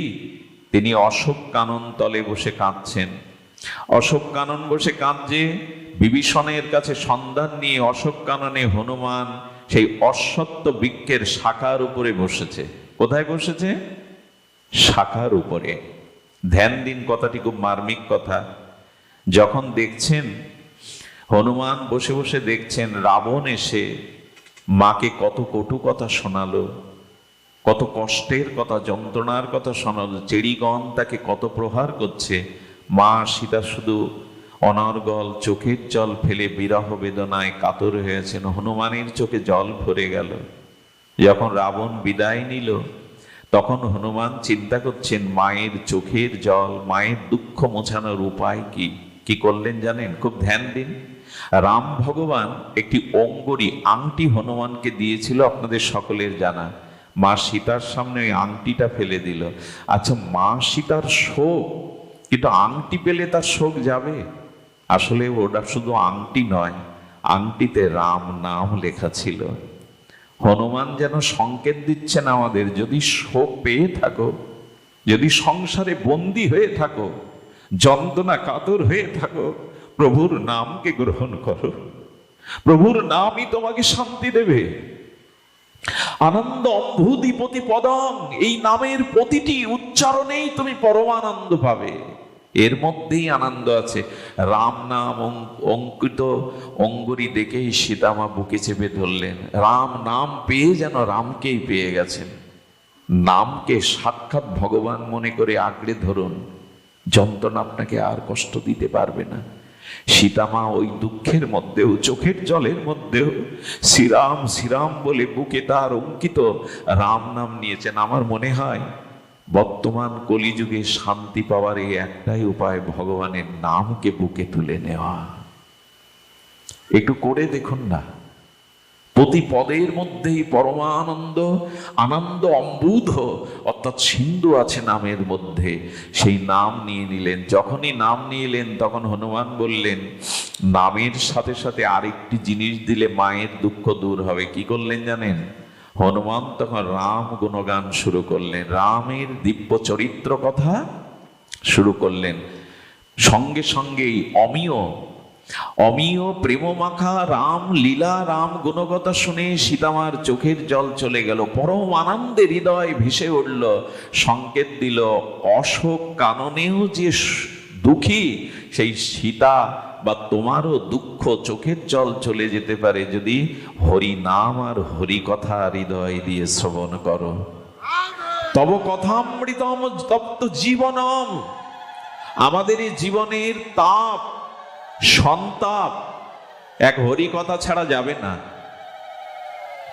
হনুমান তখন, আচ্ছা লক্ষ্য করুন তো, হনুমান উপরে, ভক্তি নিচে, মা সীতা নিচে, হনুমান উপরে কথা বলছে কেন? সংকেত কি জানেন? ব্যাসপীঠটা একটু সকলের উপরে হয়, যেমন এই ব্যাসপীঠটা একটু সকলের থেকে উঁচুতে। যিনি হরি কথা বলবেন তাকে শুধু আসনে উঁচু নয়, জ্ঞানে, ভজনে, প্রজ্ঞায় তাকে একটু উপরে হতে হবে। সকলের হরি কথা হৃদয় স্পর্শ করে না, সকলের হরি কথাতে চেতনা আসে না। এই জন্য ব্যাসপীঠ মানে কি? যার ভিতরে সংযম আছে, সচ্চরিত্র আছে, ভগবানের ভজন আছে, যার ভিতরে জাগতিক পদ প্রতিষ্ঠার লোভ নাই, তিনি এই আসনের যোগ্য। হনুমান উঁচুতে আর শোনাচ্ছেন সীতাকে, সীতামা নিচে। হনুমান জগৎকে জানালেন হরি কথা যিনি বলবেন। আচ্ছা, এখানে একটা সংকেত আছে। সংকেতটা হলো হনুমান পাতার আড়ালে থেকে রাম কথা বলছেন। কেন জানেন? যিনি হরি কথা বলবেন তার নিয়ম কি জানেন? নিজেকে প্রচার না করা। হনুমান জগৎকে জানাচ্ছেন বক্তা আড়ালে থাকলো আর রাম কথা মা সীতার কর্ণে গেল। অর্থাৎ কথাকে সামনে রাখো, প্রভুকে সামনে রাখো, প্রভুর লীলাকে সামনে রাখো, নিজেকে প্রকাশ করতে যেও না। আমরা অনেকেই আছি, কিছু মনে করবেন না, আমি যদি এই আসনে বসে আমার কথা আধা ঘন্টা ধরে বলি তো ভগবানের কথা কোথায় বলবো আমি? আমরা কেহ কেউ আসনে বসে নিজের পরিচয় দিতে দিতে, নিজের কথা বলতে বলতে ভগবানের কথাকে ঢেকে দেই। সংকেত দিচ্ছেন হনুমান। হনুমান জ্ঞান সত্যম, সর্ব অগ্রগণ্য জ্ঞানীর মধ্যে বলেন হরি কথা যিনি বলবেন তিনি যেন নিজেকে প্রচার না করেন, তিনি যেন ভগবানকে প্রচার করেন। কিছু মনে করবেন না, নাম যজ্ঞে আমরাও দেখেছি যিনি সব থেকে দামি দল, খুব নাম করা দল, কমিটিরাও হিসাব করে এবং সেই দলও দাবি করে আমাকে 8টা 10টার আসর দিন সন্ধ্যায়। আচ্ছা, অন্য যারা দল এসছে নামে, তাদের নাম আর এই নামের মধ্যে পার্থক্য কি? ওই দলটা কেন ওই সময় দিতে হবে? তার মানে আমি যে ভালো গাইতে পারি, আমি যে শ্রেষ্ঠ দল, আমি যে অপরের থেকে শ্রেষ্ঠ গায়ক, এটা প্রমাণের জন্য ওই ভিড়ের মধ্যে 8টা 10টার আসর আমায় দিতে হবে। আর কমিটিও বুঝে নেয় আমরা যে ভালো দল এনেছি, শ্রোতারা জেনে যাক। আর গায়কও বুঝে নেয় এই সময় যদি কীর্তন করে মাতাতে পারি তাহলে আমার প্রচার বেশি হবে। খবরদার, নিজেকে প্রচারের বাসনা যদি থাকে এ পথে কিছু পাবেন না। এ কথা বিশ্বকবিও মনে হয় বলে গেছেন, নিজের যেন না করি প্রচার, নিজেরও আপন কাজে, তোমার ইচ্ছা পূর্ণ কর হে আমারও জীবন মাঝে। হরিকথা লোকের মনোরঞ্জনের জন্য নয়, শ্রোতাদের মনোরঞ্জনের জন্য নয়, লোকের কাছে বাহবা পাওয়ার জন্য নয়, ভগবানকে আনন্দ দেওয়ার জন্যই হরিকথা। প্রভু তোমার লীলা কথাতে তুমি যদি সন্তুষ্ট হও তাহলে এই জগতের এখানে শ্রোতাদের চিত্তে তোমার আশীর্বাদে শান্তি আসবে। তাই নিজেদের প্রচার যেন আমরা কখনো না করি। সুধীবৃন্দ, রাম কথা শুনে পরমানন্দ স্বরূপিণী আর শান্তি সীতা পরম আনন্দে সমস্ত দুঃখকে ভুলে গেল, যেন প্রভুকে অনুভব করলেন। জগৎকে এ কথাই বার্তা দিচ্ছেন, তুমিও হরি নাম আর হরি কথা ভক্ত মুখে শ্রবণ করো, নাম গ্রহণ করো। হরি কথাতে কাদের মন বসে জানেন? শুনে রাখুন, হরি কথা শ্রবণ করে কাদের জীবনে কল্যাণ হয় জানেন, প্রেম ভক্তি হয় জানেন? পূর্বে থেকে যারা হরিনামকে ভালোবেসেছে, হরিনাম নিত্য নিরন্তর যারা করে, হরি কথা তাদের দ্রুতই প্রেম এনে দেয়, চিত্ত শুদ্ধ করে দেয়। এই জন্য পাঠের আগে কীর্তনের ব্যবস্থা। পাঠের আগে বন্দনা কীর্তন করে না হরিনাম, হরিনামটা নিলে চিত্ত শুদ্ধ হবে, আর ওই শুদ্ধ চিত্তে হরি কথা গিয়ে হরি বসবেন তোমার হৃদয়ে। হরিনাম না করলে হরি কথাতে খুব বেশি রুচি আসে না। নামে রুচি আনন্দ, হরি কথাতে দেখবেন রুচি আসবে। কেমন জানেন? যার নাম নেওয়া হয় বারবার, তার প্রতি একটা মমতা আসে, ভালোবাসা আসে। বাবা আগে যেভাবে সাউন্ডটা ছিল ওইভাবে দাও, কিপ কিপ কিপ, মাইক বন্ধ করে দাও, কি বলছেন একটু ধ্যান দিন। যার নাম বারবার নেওয়া হয় তার প্রতি একটা মমত্ববোধ এসে যায়। কি বলছি একটু ধ্যান দিন। আচ্ছা, বিদেশ থেকে মা চিঠি লিখেছে, গ্রামের লেখাপড়া না জানা অবলা সরলা মা চিঠিটা পেয়ে কি করছে জানেন? চিঠিটা পেয়ে পাড়ার মাস্টার মশাইকে ডেকেছে, একটু পড়ে দাও না আমার খোকা কি লিখেছে। আচ্ছা, মাস্টার মশাই লিখছে, মা আমার প্রণাম নিও, মা সর্বদা তোমার কথা মনে পড়ে, কবে তোমার হাতে একটু সেবা নেব, কবে তোমার মুখ দেখবো। যতবার পড়ছে মার চোখে জল ভরে যাচ্ছে, মা সজল নয়নে কাঁদছে। আচ্ছা, চিঠিটা যিনি পড়ছে তিনি কাঁদছেন তো? চিঠি যিনি পাঠ করছেন ভাষা তো একই, যিনি পাঠ করে শোনাচ্ছেন তিনি কাঁদছেন না, যিনি শুনছেন তিনি কাঁদছেন। কেন জানেন? মায়ের সাথে তো সন্তানের সম্বন্ধ, মাস্টার বাবুর সাথে তো সন্তানের সম্বন্ধ না। হরিনাম না করলে ভগবানের সাথে সম্বন্ধ রচনা, যে যাকে ভালোবাসে তার নাম ধরে ডাকতেও তো তার প্রিয় লাগে। এই জন্য ভগবানের নাম নেওয়া মানে তাকে ভালোবাসা, আর ভালোবাসার মানুষের কথা যদি কেউ সামনে বলে সে কথা তো মায়ের মতোই লাগবে। আমাদের হরি কথা ভালো লাগে না অনেকের, কেন জানেন? আজও নাম নেওয়া হয়নি, আজও ভগবানকে ভালোবাসা হয়নি। তো যাকে ভালো না বাসি তার কথা ভালো লাগে গো? দেখবেন যাকে ভালোবাসি তার কথা কেউ যদি বলে বড় আনন্দ হয়, শুনতে উৎকর্ণ হয়। কিন্তু যাকে ভালোবাসি না তার কথা তো ভালো লাগার কথা নয়। শুধু ভক্তগণ, এই জন্য সীতামা রাম গুণগাথা শুনে রাম নাম পেয়ে পরমানন্দ পেয়েছেন। হঠাৎ সীতামা বলছেন, কে গো, কে গো আমায় প্রভুর কথা শোনালে, তুমি সামনে এসো। হনুমান তখন বলছেন, মা হরি কথা যে বলেছে, হরি কথা সুন্দর, কিন্তু যে বলছে সে বান্দর। নিজেকে প্রকাশ করছেন, আমি বাদর মা, আমি সুন্দর নাই। হরি কথা সুন্দর, কিন্তু যে বলছে সে বান্দর। সীতামা বললেন, যে হরি কথা বলে সে বাদর হতে পারে না, সে চির সুন্দর। কে তুমি আমার প্রভুর কথা শোনালে? আমার চোখের জল মুছিয়ে পরমানন্দ আমার হৃদয়ে শোক তাপ কে দূর করলে তুমি এসো। সীতাও যেন জগৎকে জানালো, ভগবানের কথা শোনো, হরি কথা শোনো, তবেই দুঃখ দূর হবে। তব কথামৃতম তপ্ত জীবনম। রাধারানী ভ্রমরকে বলছে, ভ্রমর, তার প্রাণবধূর এই দোষ। আমাদের ফুলের মধু খেয়ে যেমন ভ্রমর মৌমাছি শতপদ উড়ে যায়, কৃষ্ণ আমাদের মন নিয়ে উড়ে গেছে। কৃষ্ণ নিষ্ঠুর।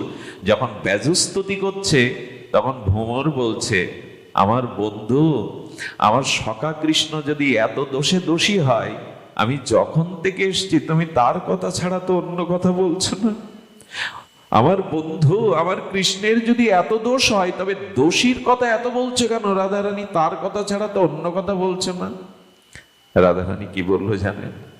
রাধারানী বললেন, কৃষ্ণ হারিয়ে আমরা বেঁচে থাকতে পারি, কিন্তু তার কথা হারিয়ে বাঁচতে পারবো না। কৃষ্ণ চলে গেছে, তাতে প্রাণটা কেন আছে জানো? প্রাণটা আছে তার কথা আছে বলে।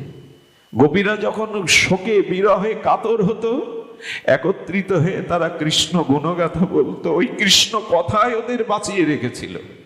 আমার মনে হয় এই জীবনে, যার জীবনে হরি নাম হরি কথা নেই, সে জীবন্তেই মরা। সে জীবন্ত নয়, তার চেতনা নয়। এই সংসার দুঃখে সে অবশ হয়ে আছে। হরি নাম হরি কথাই মানুষকে জীবন্ত করে দেয়, জাগিয়ে রাখে। এটা খুব প্রয়োজন। সীতামা বললেন, হরি কথা যারা বলে তারা অসুন্দর হতে পারে না। কে তুমি? হনুমান লাফ দিয়ে মাকে এসে প্রণাম করছেন, মা। সীতামা বলছে, কে তুমি? বলে, আমি তোমার সন্তান রামের দূত। আচ্ছা, মা সীতাকে যদি মা বলে, রামকে কি বলা উচিত? পিতা বলা উচিত। দূত বলছে কেন? খুব ধ্যান দিন কথাটা। মাকে প্রণাম করছেন মা বলে, আর পরিচয় দিচ্ছেন, আমি রামদূত, তোমার সন্তান মা, আমি রামদূত। সীতামা যেন বললেন, তুমি যদি আমাকে মা বলে ডাকো, পুত্র হও, তো প্রভুকে পিতা না বলে দূত বলছো কেন? তখন বললেন, তুমি যদি সন্তানকে স্বীকার করো তখনই তো প্রভুকে বাবা বলতে পারবো। মা যদি স্বীকার না করে তো বাবাকে কি করে বাবা বলবো? ভক্তি যদি স্বীকার না করে ভগবান তাকে কখনো স্বীকার? কথাগুলো কত মার্মিক লাগে গো। ভক্তি যদি আপনাকে স্বীকার করে, প্রেম ভক্তি যদি স্বীকার করে, তখন ভগবান আপনাকে স্বীকার করবে, তার আগে নয়। হনুমান এত রামপ্রিয় হয়েছিল কেন জানেন? মায়ের জন্য, সীতা মায়ের জন্য। হনুমান যে 4 যুগে অমর, এই আশীর্বাদটা রাম দেয়নি, সীতা মায় দিয়েছিল। এই জন্য ভক্তিকে গ্রহণ করুন, তখন ভগবান আপনাকে পুত্রের মতো গ্রহণ করবে, আপন মনে করবে। না হলে ওই দাস হয়ে থাকতে হবে, দূত হয়ে থাকতে হবে। তখন বলছেন হনুমান, তোমার প্রভু আমায় ভুলে গেছে না? সীতামা চোখের জলে বেদনা জানাচ্ছেন, হনুমান, প্রভু আমায় ভুলে গেছে না? হনুমানও কাঁদছে, মাও কাঁদছে, বলছে, না গো মা, প্রভু এক বিন্দু তোমাকে ভুলেনি। বললো, প্রমাণ আছে আমার কাছে। হনুমানকে বলছে, প্রভু আমাকে ভোলেনি। হনুমান, তার প্রমাণ কি? হনুমান তো সাধারণ নন, বুদ্ধি সত্তা। বলছেন, মা, ভগবান রাম প্রভু তোমায় ভুলে গেছে, তার প্রমাণ কি? কি কথা! বলে, তুমি, হনুমান বলছে, প্রভু আপনাকে এক মুহূর্তের জন্য ভোলেনি। সীতামা বলছে, প্রমাণ কি প্রভু আমাকে ভোলেনি? হনুমান বিপরীত জিজ্ঞাসা করছে, মা তুমি বলছো প্রভু তোমায় ভুলে গেছে, তোমার কাছে প্রমাণ কি প্রভু তোমায় ভুলে গেছে? সীতামা তখন বলছে, জানো একবার আমি সিঁদুর অঙ্কিত করে প্রভাতে তপবনে বসেছিলাম, দেবরাজ ইন্দ্রের পুত্র জয়ন্ত আমার রূপ দেখে কামর্ত হয়ে কাক সেজে আমার চরণে স্পর্শ করেছিল। সীতামাকে দেখে দেবরাজ ইন্দ্রের পুত্র জয়ন্তের ভিতরে ওই ভুবন মোহিনী রূপ দেখে কাম জেগেছিল। প্রভু পাশে আছে তো স্পর্শ করতে পারবে না, তাই কাক রূপে মা সীতার চরণটা একটু স্পর্শ সুখ পাবে বলে স্পর্শ করেছিল। সীতামা বুঝতে পেরেছিল প্রভু ও কাক নয়, কোন কাম প্রভাবিত চিত্ত আমাকে স্পর্শ করেছে। সতী নারী অসূর্য স্পর্শ সহ্য করতে পারে না। অনেকেই বলা হয় অহল্যার সতীত্ব হরণ করেছিল দেবরাজ ইন্দ্র গৌতম ঋষির রূপ ধরে এসে। তাই যদি হবে অহল্যার দোষ কি? গৌতমের কাছে প্রশ্ন করেছিল অহল্যা, তোমার রূপেই তো আমার সতীত্ব হরণ করেছে ইন্দ্র, আমার এখানে দোষ কোথায়? গৌতম হেসে বলেছিল, অহল্যা, সতী নারী অন্য পুরুষের স্পর্শ নিতে পারে না, বাতাসও নিতে পারে না। তোমাকে যখন স্পর্শ করেছিল আমার রূপ ধরে তুমি অনুভব করেছিলে, কিন্তু সেই সময় তার প্রলোভন, তার ভেতরে সেই কাম ও পিপাসার কাছে তুমি নিজেকে সঁপে দিয়েছিলে। এই জন্য তোমাকেও পাষাণ হতে হবে। স্পর্শ অনুভূতিতে প্রিয়জনের বোঝা যায়। কথাগুলো একটু একটু ভেতরের কথা, তবু আমরা বলবো যে এই স্পর্শ যখন করলো, জয়ন্ত বলল প্রভু কামুককে আমাকে স্পর্শ করেছে। সীতামার অঙ্গ যখন চলে যাচ্ছে, প্রভু কি করেছিলেন জানেন? ওইখানে একটা কুঞ্চি মতো পড়েছিল, মন্ত্রবিদ্যা দিয়ে বান মারলে ওটা ব্রহ্মাস্ত্র হয়ে ছুটেছিল ওর পেছনে। ব্রহ্মাও রক্ষা করতে পারেনি, শিবও রক্ষা করতে পারেনি, পিতা ইন্দ্রিয় রক্ষা করতে পারেনি। দেখুন পর স্ত্রীর প্রতি এই দৃষ্টিভঙ্গিটা কিভাবে শেখাচ্ছে। শেষে ভগবান শিব বলল, আরে যার চরণে অপরাধ ওখানে গেলেই তো মিটে যায়, ঘুরে বেড়াচ্ছ কোথায়? ব্রহ্মার কাছে, শিবের কাছে, ইন্দ্রের কাছে, যার চরণে ওখানে পড়ো, মাই তোমাকে কৃপা করতে পারে। সীতামার কৃপা হয়েছিল, তবু একটা চোখ অন্ধ হয়ে যায়। সীতামা হনুমানকে বলছেন, প্রভু যে আমায় ভুলে গেছে তার প্রমাণ, যে কাক হয়ে আমার চরণে স্পর্শ করে তাকে প্রভু ব্রহ্মাস্ত্র দিয়ে সাজা দিল, আর সাক্ষাৎ রাবণ হরণ করে আমাকে বেঁধে রেখেছে। প্রভু তো আমার উদ্ধারের চেষ্টা করলো না। এটাই তো প্রমাণ করে প্রভু আমায় ভুলে গেছে। হনুমান তখন বলছেন, মা প্রভু কি বান ছেড়েছিল? বলো কুঞ্চি দিয়ে মন্ত্রপুত করে ওটাকে ব্রহ্মাস্ত্র করেছিল। তার মানে কুঞ্চির বেশে ওটা বানই গিয়েছিল। মা প্রভু যে তোমায় ভোলেনি তার প্রমাণ, কুঞ্চি যদি ব্রহ্মাস্ত্র হয়ে যায় প্রভুর মন্ত্র শক্তিতে, তবে মনে করো এই হনুমানও প্রভুর বান হয়ে তোমার চরণে এসেছে। প্রভু এই হনুমানই প্রভুর বান হয়ে তোমার চরণে এসেছে। মা হনুমানজিকে দেখে সীতা বলছেন, মা ভেবো না মা, অচিরেই প্রভু আসবেন, অচিরেই তোমাকে এখান থেকে মুক্ত করে প্রভু নিয়ে যাবেন। তখন বলছেন হনুমান কি রূপে গিয়েছিল জানেন? খুব ছোট রূপে যাওয়ার পরে বলছেন, মা চিন্তা করো না, আমরা অনেক বানর সেনা আছি। মার ওর মধ্যে একটু হাসি পেয়েছে। হনুমান আর যে বানররা তারা কি তোমার মতো? হনুমান খুব ছোট হয়ে গেছে তো। বললেন, মা আমি সিনিয়র, ওরা সব জুনিয়র। সীতামায়াটা হেসে বললেন, আর আমার উদ্ধার হয়েছে। প্রভুর সেনারা যদি তোমার থেকেও ছোট হয় তাহলে আর আমার উদ্ধার হয়েছে। সীতামার মনোভাব বুঝতে পেরে হনুমান বলছেন, মা যা ভাবছো তা নয়। হনুমান তখন বলছেন, মা তবে দেখো, পাহাড় পরিমাণ, আকাশ প্রমাণ হনুমান নিজের শরীরকে বিস্তার করলো। মা তখন উদ্ধমের তাকিয়ে হনুমানের বীর্যবত্তা, বীরত্ব দেখে বললেন, হ্যাঁ এবার আমার বিশ্বাস হয় তোমরা পারবে রাবণের হাত থেকে আমায় উদ্ধার করতে। আচ্ছা হনুমান, এত ব্যাপক বিরাট হওয়ার পরেও তুমি ছোট রূপে এলে কেন? তার উত্তর কি দিল জানেন হনুমান? উত্তর দিল, মা সন্তান যত বড় হোক, মায়ের কাছে সে তো শিশু, সে তো ছোটই মা। আর একটা সংকেত দিল, যদি কখনো ভক্তির দুয়ারে যাও, ভক্তির কাছে যাও, নিজেকে ছোট করে যেও, বড় করে কিছু পাবে না ওখানে। যদি ভক্তি দেবীর কৃপা পাও, মাথাটা ছোট করো, নিচু করো। খুব ছোট না হলে ভক্তির কৃপা পাওয়া যাবে না। আমাদের উচিত হবে এই প্রেম ভক্তি যদি লাভ করতে হয়, তবে এই প্রেম ভক্তি পাওয়ার জন্য আমাদের জীবনে প্রয়োজন হনুমানের মতো এভাবে ক্ষুদ্র হয়ে মার চরণে পড়া। আর আমি যে কথা দিয়ে শুরু করেছিলাম, দুঃখ শোক তাপ একমাত্র ভুলবার মন্ত্র হলো সাধু মুখে হরি কথা, ভক্ত মুখে হরি কথা, হরি নাম গ্রহণ। এটা ব্যতীত আমাদের জীবনে পরম শান্তি, পরম কল্যাণ আসতেই পারে না। তবে এইটুকু বলি, সাধু মুখে শুনতে হবে, সাধু সঙ্গ করতে হবে, না হলে হবে না। ছোট্ট একটি লীলা বলেই আজকের পাঠ বিশ্রাম। লীলাটি চলুন আমরা একটু লীলা চলে যাই। লীলা আস্বাদনের জন্য লীলা চলেই যায়। লীলাচল মানে পুরীধাম, জগন্নাথ ক্ষেত্র পুরী।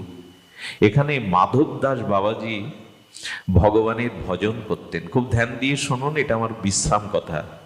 মাধব দাস বাবাজি এমন ভজন করতেন, সে ভজনের কথা আগেও আমি আপনাদের বলেছি। 3 দিন 3টে দিন 3টা রাত্রি উনি না খেয়ে ভজন করছেন। 3 রাত্রির বাদে জগন্নাথকে রাতের স্বর্ণ থালায় প্রসাদ দেয়া হয়।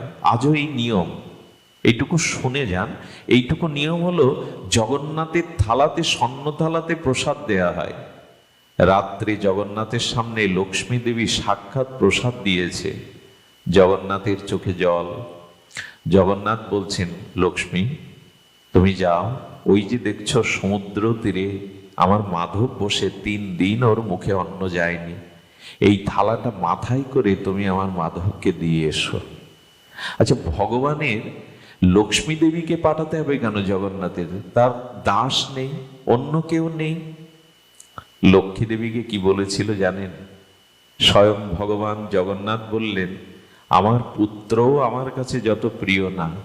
ভগবানের পুত্র ব্রহ্মা নাভি কমল থেকে এসেছিলেন। আমার পুত্রও আমার কাছে যত প্রিয় না, শোনো, আমার সহধর্মিনী স্বরূপা, আমার বিলাস সঙ্গিনী লক্ষ্মী, তুমি আমার কাছে যতটা প্রিয় না, আমার ভাই বলরামও আমার কাছে যতটা প্রিয় না, আমার ভক্ত আমার কাছে তার থেকে অনেক প্রিয়।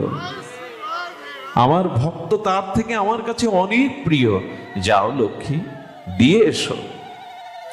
লক্ষ্মী দেবী সেই দিব্য আলোকে উদ্ভাসিত হয়ে আজ মাথায় পড়ে জগন্নাথের সোনার থালায় প্রসাদ এনে বাইরে এসেছে। আচ্ছা, লক্ষ্মী দেবী যদি প্রকাট হয়ে যায়, লক্ষ্মী দেবী যদি প্রকাট হয়ে যায়, চারিদিকে আলোর দিব্য বিস্মরণ ছটা ছড়িয়ে পড়েছে। মাধব কিন্তু ভজন করেছিল, কুঠিয়ার সামনে থালাটা রেখে মা অন্তর্ধান হলো, কারণ দেখে ফেললেই চিনতে পারবে। সোনার থালা থেকে যখন দিব্য জগন্নাথের প্রসাদের দিব্য গন্ধ বাতাসে ছড়িয়ে পড়েছে, মাধব দাস দেখছে যে দিব্য প্রসাদ ওখানে রাখা। ভগবানের করুণা মনে করে প্রসাদ পেলেন। প্রসাদ পাওয়ার পরে, প্রসাদ পেলে কি হয় জানেন? ভজনে আগ্রহ বাড়ে, হৃদয়ে প্রেম ভক্তির আবেশ আসে। উনি কি করলেন? থালাটা সমুদ্র থেকে ধুয়ে কুঠিয়ার যেখানে রেখেছিলেন দোয়ারে, ওখানেই রাখলেন, আবার ভজনে বসে গেলেন। প্রসাদ পেলে ভজনে অনুরক্তি আসে, এই জন্য প্রসাদ পাবেন, এতে ভজনে না অনুরাগ বাড়ে। প্রসাদ মানে কৃপা, এই কৃপাতে ভজনে অনুরাগ বাড়ে। সকাল হলো, জগন্নাথের পাণ্ডারা গিয়ে দেখে সোনার থাল চুরি হয়ে গেছে। আচ্ছা, জগন্নাথের মন্দিরের যদি জগন্নাথের ভোগের থালা চুরি হয়, সোনার থালা, চারিদিকে সারা পড়ে গেল। খুঁজতে খুঁজতে দেখে মাধব দাস বাবাজির কুটিয়ার সামনে, ওকে বাধা হলো, পিলারের গায়ে রেখে পাণ্ডারা একের পর একে ওকে বেত্রাঘাত করতে লাগলো পিঠে। নীরবে, চোখের জলও ফেলছে না, বলছে না যে থালা আমি চুরি করিনি। মারতে মারতে রক্তাক্ত মাধব দাস বাবাজির পিঠটা রক্তাক্ত হয়ে গেছে, কিছুই বলে না, কিছুই বলে না। এটা আমার প্রাপ্তি, হয়ে যায়। সঙ্গে সঙ্গে জগন্নাথের অভিষেক করবার জন্য, স্নানের জন্য পাণ্ডারা বলছেন একে বেঁধে রাখো, পরে একে আবার সাজা দেয়া হবে। বেঁধে এসে জগন্নাথকে স্নান করিয়ে যেই পোশাক পরাতে গেছে, দেখছে জগন্নাথের পিঠে প্রতিটা বেত্রাঘাতের দাগ ফুলে উঠেছে। প্রভুর শ্রীঅঙ্গে এভাবে আঘাত দেখে পাণ্ডারা লুটিয়ে পড়ে বলছেন, প্রভু তোমার শ্রীঅঙ্গে এভাবে কে আঘাত করলো? জগন্নাথ তো কাঠ পাথর নন, সাক্ষাৎ বিগ্রহ। বলে উঠলেন, একটু আগে তো তোমরাই আমাকে মারলে। জানো, মাধব দাস আমার প্রিয় ভক্ত, ও চুরি করেনি। আমি লক্ষ্মী দেবীকে দিয়েই তাকে প্রসাদ পাঠিয়েছিলাম। ওকে যখন তোমরা মারছিলে, আমি পিঠটা পেতে দিয়েছিলাম, ওর প্রতিটি আঘাত আমি আমার বুকে নিয়েছিলাম। ব্যথা নিতে পারে ভগবান, অন্য কেউ না। হরিদাস ঠাকুরকে যেদিন 22 বাজারে বেত্রাঘাত করা হলো, বহুদিন পরে মহাপ্রভুর অঙ্গ দেখেছিলেন শিবা হরিদাস। বলে, প্রভু তোমার তপ্ত কাঞ্চন অঙ্গে বেত্রাঘাতের কালো কালো চিহ্ন কেন? হরিদাস, যেদিন ওরা তোমায় 22 বাজারে মারছিল, আমি অঙ্গ পেতে দিয়েছিলাম, তোমার প্রতিটা আঘাত আমি নিয়েছিলাম। এই হলো ভগবান, ভক্তের আঘাতকে যিনি নিজে অঙ্গে ধারণ করেন। হঠাৎ করেই মাধব দাসের খ্যাতি ছড়িয়ে পড়ল চারিদিকে। যখন মাধব দাসকে জগন্নাথ নিজে স্বর্ণথালায় প্রসাদ দিয়েছেন লক্ষ্মীর দ্বারা, এই লাইন পড়ে গেল, ভিড় পড়ে গেল। রাত্রে অভিমান করে মাধব দাস জগন্নাথকে বললেন, খুব ভালো করেছো, আমার সম্মান বাড়িয়ে যে তুমি আমার জন্য প্রসাদ পাঠাও লক্ষ্মীকে দেবীকে, খুব ভালো করেছে। এখন এই প্রণাম আর সম্মান পেতে গিয়ে তোমার ভজন আর করা হয় না। এই দেখুন প্রকৃত ভক্তের লক্ষণ। গলা বাড়িয়ে দেয় না মালা পরার জন্য, পা বাড়িয়ে দেয় না প্রণামের জন্য। ভক্ত চিরকাল মান সম্মান যশ খ্যাতি দেখে, আরে ভজন করব কখন, মান সম্মান নেব তো? এই জন্য ভক্ত কখনো সম্মানের কাঙাল হয় না, সম্মানের ভয়ে সে পালিয়ে যায়।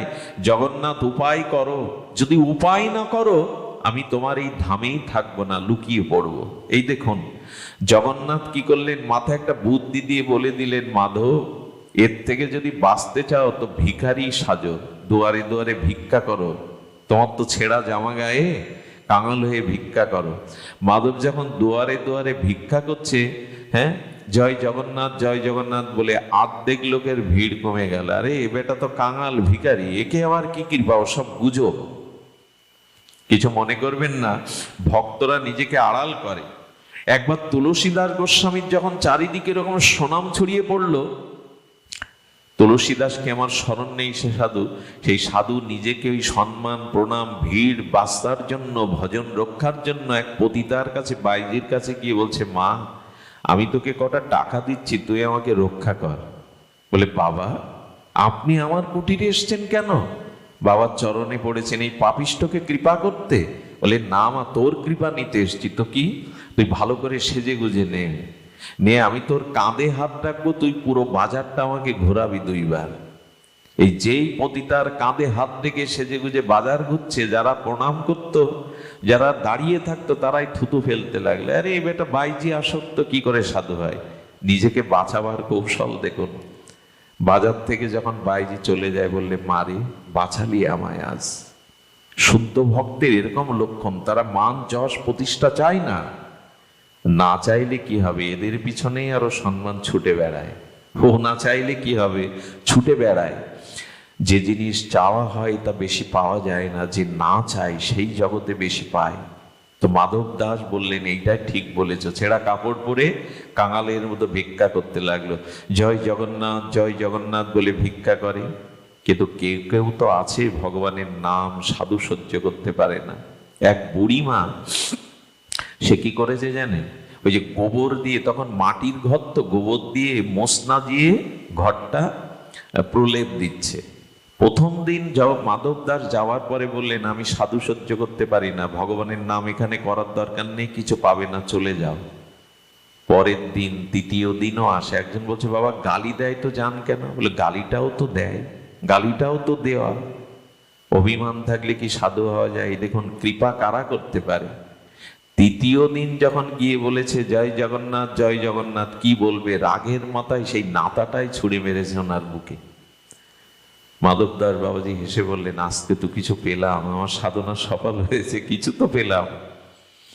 সাধুকে কিছু দিলে কি হয় দেখুন, প্রকৃত ভক্তকে, নিষ্কিঞ্চনকে কিছু দিলে, উনি সমুদ্রের তীরে গিয়ে জলে ওইটা ধৌত করলেন। ধৌত করে কি করলেন জানেন? রৌদ্রে শুকাতে দিলেন। সন্ধ্যাবেলায় জগন্নাথ মন্দিরের পেছনে যে লোকগুলো আলোর অভাবে দূর থেকে জগন্নাথের মুখ দেখতে পায় না, অন্ধকার থাকে বিদায় ওই নাগড়াটা একটু তেল দিয়ে জ্বালিয়ে দিয়ে ওইখানে রেখেছে, অন্ধকারে যাতে সবাই ভগবানকে দেখতে পায়।